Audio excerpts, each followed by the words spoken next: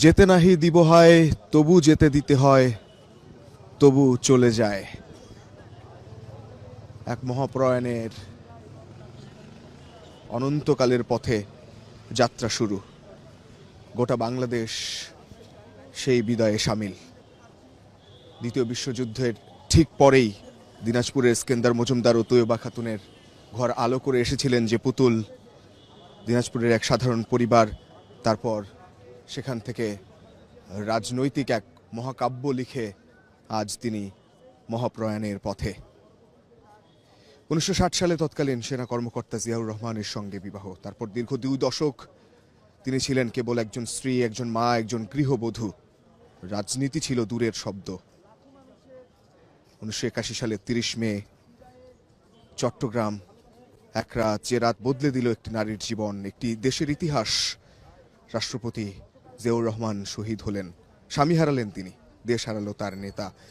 সেদিন শোক শুধু ব্যক্তিগত ছিল না, তা হয়ে উঠেছিল রাজনৈতিক। এবং তারপর 1982 সাল বিএনপির ভাইস চেয়ারম্যান, 1984 সালে দলের চেয়ারপারসন, একজন গৃহবধূ হাঁটলেন রাজনীতির কঠিন পথে।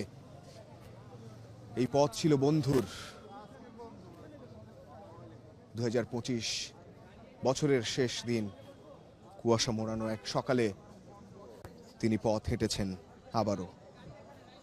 1990 গণঅভ্যুত্থান, স্বৈরাচারের পতন, এই আন্দোলনের কেন্দ্রে থেকেই একজন নারী, বাংলাদেশের প্রথম প্রধানমন্ত্রী যিনি, নারী প্রধানমন্ত্রী যিনি প্রথম, তিনি কতটা পথ পাড়ি দিয়েছেন।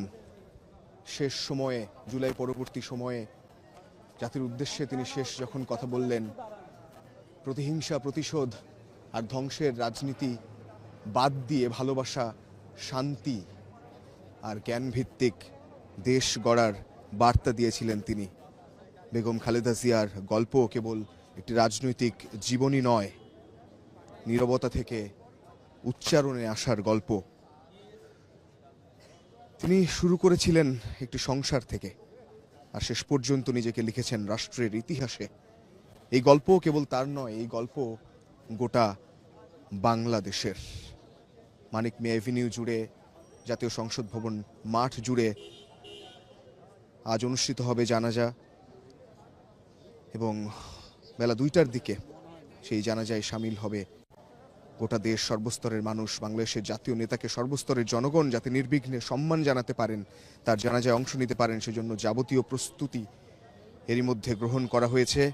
এবং এভার কেয়ারের সামনে থেকে লাল সবুজের পতাকায় মোড়ানো তার মৃতদেহ